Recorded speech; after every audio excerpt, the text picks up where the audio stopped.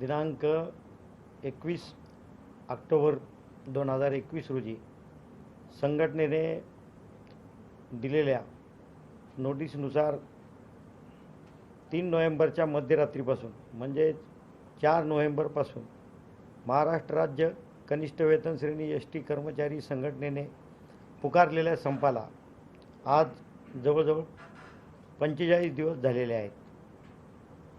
गेल्या 45 दिवसात संप हा शांततेमध्ये झाला. कुठल्याही प्रकारचे गालबोट लागलेले नाही आहे. आणि या दरम्यान माननीय मंत्री महोदयाबरोबर 2-3 वेळेस चर्चा झाल्या. त्या चर्चेनंतर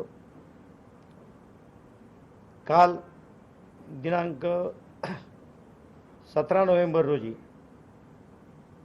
माननीय नेते शरदचंद्रजी पवार साहेब यांच्याबरोबर नवी दिल्ली येथे आमची प्रदीर्घ चर्चा झाली.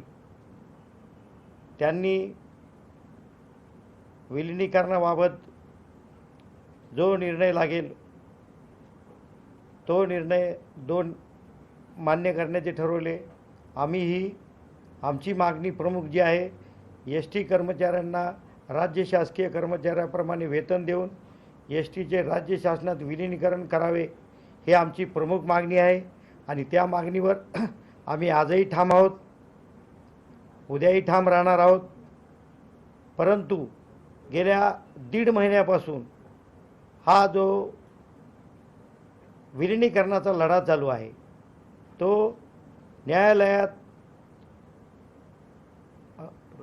प्रलंबित असल्यामुळे आणि न्यायालयाच्या समितीने 12 आठवड्याचा अवधी दिल्यामुळे 20 जानेवारी 2022 ही समितीची मुदतीची तारीख आहे.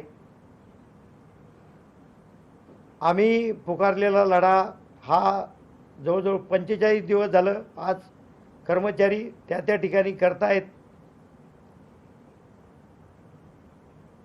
तारखेवर तारीख पडत आहे. आज न्यायालयात प्राथमिक अहवाल सादर झालेला आहे. तरीसुद्धा 22 तारखेला त्याचे पुढे विलिनीकरणाविषयी चर्चा होईल. याबाबत आम्ही माननीय मंत्री महोदयाशी चर्चा करून आज सकाळी त्यांना चर्चेचे पत्र दिले. पत्र दिल्यानंतर त्यांनी आम्हाला 2 वाजता चर्चेला बोलवले. 2 वाजल्यापासून आत्तापर्यंत याविषयी पूर्ण चर्चा झाल्या. विलिनीकरणाच्या मुद्द्यावर आम्ही ठाम आहोत आणि विलिनीकरणाबाबत न्यायालय जो निर्णय देईल तो निर्णय हा दोघांनाही मान्य राहील. याबाबत दोघांचेही एकमत झालेले आहे. दुसरी गोष्ट, एस टी कर्मचाऱ्यांना राज्य शासकीय कर्मचाऱ्याप्रमाणे वेतन देण्याविषयी, त्यांच्या बरोबरीने वेतन देण्याविषयी त्यांनी यापूर्वी जी वाढ केलेली आहे 5,000, 4,000 म्हणजे 1 ते 10 वर्षापर्यंत 5,000, 10 ते 20 वर्षापर्यंत 4,000, 21 ते 30 वर्षापर्यंत 2,500 ह्या दिलेल्या वेतन श्रेण्या कशा चुकीच्या आहेत याबद्दल आमची चर्चा झाली. त्याबद्दल त्यांनी यामध्ये सुधारणा केल्या जाईल आणि ह्या जे वेतनवाढीबाबत जे काही झालेलं आहे त्याबाबत आपल्याशी यापुढे चर्चा करून यामध्ये सुधारणा करण्यात येईल. आणि ज्या काही आर्थिक बाबीशी निगडीत चर्चा असतील त्या चर्चा सर्व महाराष्ट्र राज्य कनिष्ठ वेतन श्रेणी संघटनेबरोबर करण्यात येतील असेही त्यांनी सांगितले. यापुढील मागण्यामध्ये जे कर्मचारी जवळजवळ आज 54 कर्मचारी झाले. 54 कर्मचारी आत्महत्याग्रस्त जे माझे बांधव आहेत, त्या बांधवासाठी खरोखरच त्यांचा सर्व तऱ्हेने सर्व बाजूंनी प्रशासन आम्ही विचार करून त्याबाबत त्यांना न्याय देण्याचे काम आम्ही जी मागणी केलेली आहे, त्यांना 50 लाख रुपये त्यांच्या वारसाला देण्यात यावे. त्याप्रमाणे त्यांनी नांदेडमध्ये जे आमचे बंधू वीर यांचे आत्महत्या झालेली आहे, त्यांना देण्याचे विभाग नियंत्रकाने ज्याप्रमाणे वर शिफारस केलेली आहे महामंडळाला, त्याप्रमाणे आम्ही राज्यभरातील जे कर्मचारी आहेत त्या कर्मचाऱ्यांना आर्थिक मदत रुपये 50 लाख व कुटुंबियांना त्यांच्या कुटुंबियातील कर्त्या पुरुषाला कुटुंबियातील आधारला त्यांना नोकरी देण्यात तात्काळ नोकरी देण्यात यावी ही आम्ही सुचवण्यात आलेले आहे. त्यानंतर राज्यभरात जे कोरोना काळामध्ये 306 कर्मचारी मृत्युमुखी पडले होते, त्यांना शासन नियमाप्रमाणे जे 50 लाख रुपये शासनाने द्यायचे होते, त्यापैकी 10 कर्मचाऱ्यांना महामंडळाने 50 लाख रुपये अदा केले आहेत. उर्वरित जे कर्मचारी आहे त्यांना अद्यापही रक्कम मिळालेली नाही. त्यांच्या चौकशा चालू आहेत. त्या नियमानुसार ते त्यात बसतायत का याप्रमाणे त्यांनी सखोल चौकशी केली. त्यामध्ये चर्चेमध्ये सांगितलं की जे त्या आमच्या अटीमध्ये याच्यामध्ये बसतील त्यांना आम्ही 50 लाख सर्वतोपरी देण्याचा प्रयत्न करू आणि आम्ही 5 लाख सर्व कर्मचाऱ्यांना देण्याचे एक परिपत्रक काढलेले आहे. त्यामध्ये जे कर्मचारी हे झालेत त्यांना 5 लाख रुपये देण्याचे आम्ही 5 लाख रुपये देण्याचे ठरलेले आहे. त्यानंतर राज्यभरातील जो कर्मचारी 45 दिवसापासून ज्या संपकरी कर्मचारी आहे त्यांना निलंबित केलेलं आहे. काही कर्मचाऱ्यांच्या सेवा समाप्ती केलेल्या आहेत, काही कर्मचाऱ्यांच्या बदल्या केलेल्या आहेत. ह्या सर्व कारवाया ज्या दिवशी हे सर्व माझे कर्मचारी हजर होतील त्याच दिवशी त्या कारवाया पूर्णपणे रद्द करून दप्तरी दाखल करण्याचे माननीय मंत्री महोदयांनी मान्य केलेले आहे व त्याप्रमाणे लेखी दिलेले आहे. चर्चेच्या दरम्यान उर्वरित ज्या काही आर्थिक स्वरूपाच्या मागण्या आहेत त्याही संघटनेबरोबर याविषयी सविस्तर चर्चा करून चर्चेदरम्यान ह्या सर्व मागण्या सोडवण्यात येतील असेही यांनी लेखी आश्वासन माननीय मंत्री महोदयांनी माननीय उपाध्यक्ष व व्यवस्थापकीय संचालक शेखर चन्ने साहेबांनी दिलेले आहेत. त्याप्रमाणे आजपर्यंत जो शांतताप्रियेने आम्ही जो संप पुकारलेला होता तो संप आज सगळ्या महामंडळाच्या बैठकीमध्ये ठरल्याप्रमाणे सगळ्या परिस्थितीची जाणीव करून प्रवाशांना होणाऱ्या त्रासापासून आणि जे आमचे कर्मचारी आहेत ह्या कर्मचाऱ्यांच्या सगळ्यांच्या भावना लक्षात घेऊन त्याचप्रमाणे विलिनीकरण हे आमचे ध्येय आहे आणि जोपर्यंत विलिनीकरण होत नाही तोपर्यंत आम्ही विलिनीकरणाचा लढा हा देतच राहू. न्यायालयात जोपर्यंत विलिनीकरणाचा निकाल लागत नाही किंवा निकाल आमच्या विरोधात जरी गेला तरी आम्ही त्या विरोधात सर्वोच्च न्यायालयात जाण्याची आमची तयारी राहील. आणि ह्या कर्मचाऱ्यांना जे कर्मचारी कामावर जातील त्यांना राज्य शासकीय कर्मचाऱ्याप्रमाणे त्यांच्या बरोबरीने वेतन देण्याचे चर्चेअंती ठरलेले आहे. त्याप्रमाणे या पुढील काळात मॅनेजमेंटबरोबर बैठक होऊन त्यांना त्याप्रमाणे वेतन निश्चितीचे काम होईल. त्यामुळे माझी सर्व कर्मचाऱ्यांना विनंती आहे की आपण पुकारलेला विलिनीकरणाचा लढा हा न्यायालयावर आपण सोपवून दिलेला आहे आणि न्यायालय जो निर्णय देईल तो आपल्याला मान्य राहील आणि आपला जो हे राज्य सरकारी कर्मचाऱ्याप्रमाणे वेतनाचे त्याप्रमाणे आपल्याला मंत्री महोदयांनी चर्चा करून त्याप्रमाणे वेतनासाठी आपण चर्चा करून त्याप्रमाणे वेतन मिळण्यासाठी आपण आपली संघटना प्रयत्नशील राहील व आपल्याला त्याप्रमाणे वेतन मिळण्यासाठी मी आपल्याला 100% ग्वाही देईल.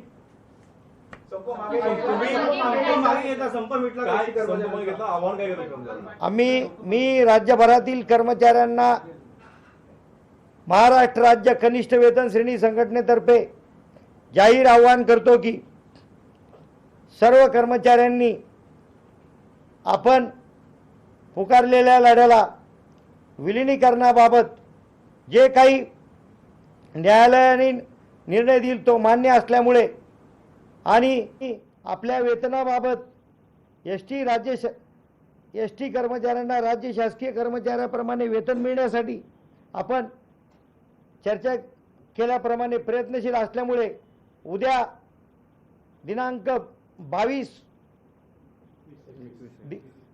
उद्या 21 आहे हां दिनांक 22 डिसेंबर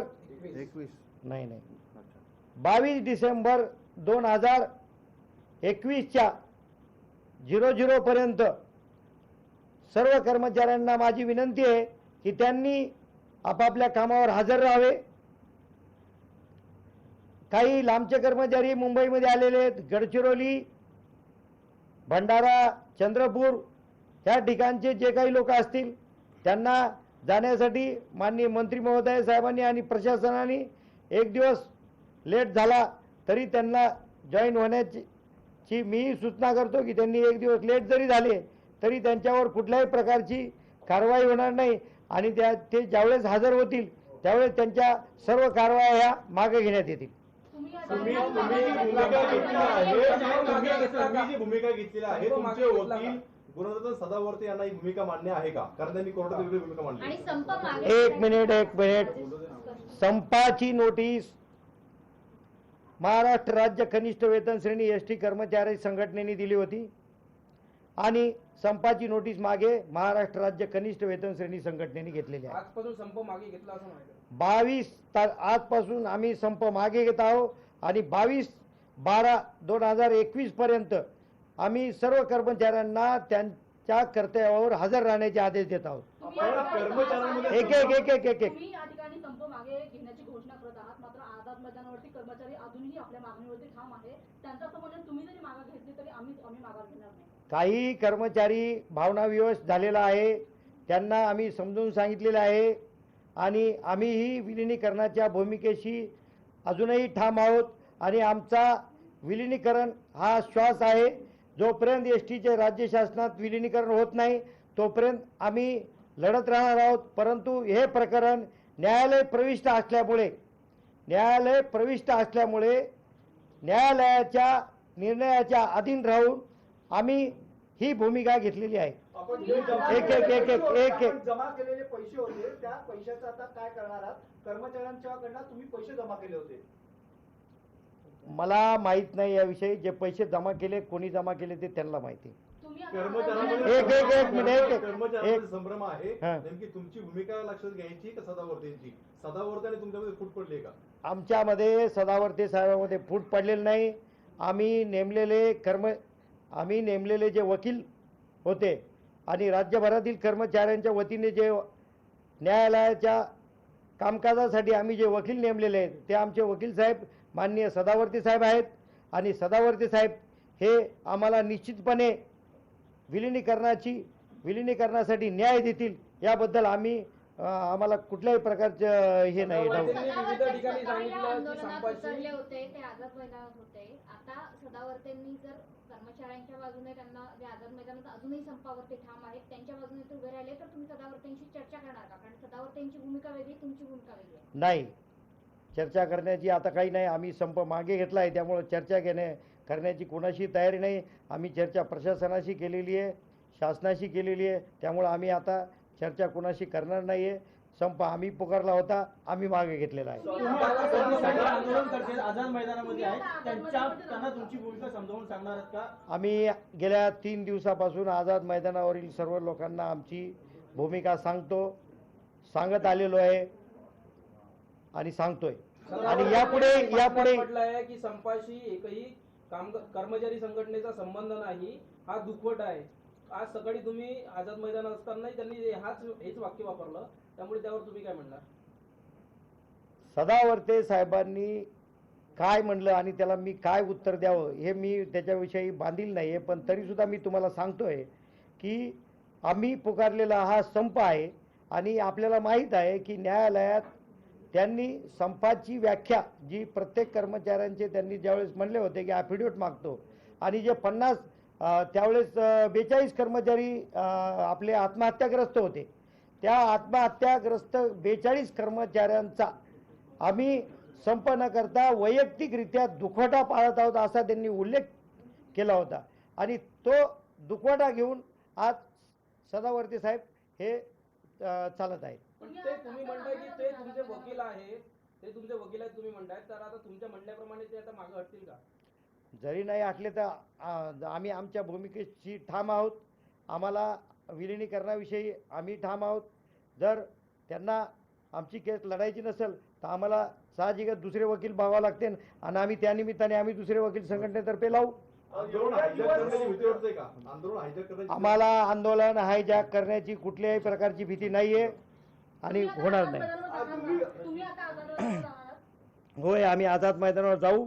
कर्मचाऱ्यांना परत एकदा आम्ही घेतलेली भूमिका सांगू आणि आम्ही त्यांना प्रत्येक 10-10 मिनिटाला 1-1 तासाला व्हिडिओ करून त्यांनाही मोटिवेशन राज्य सरकारने एसटी महामंडळाने यापूर्वी हे आश्वासन दिलं होतं आणि आता तुम्ही हे पुन्हा माघार घेणं कुठेतरी हा फसवणूक आहे असं बोलतायत कामगार.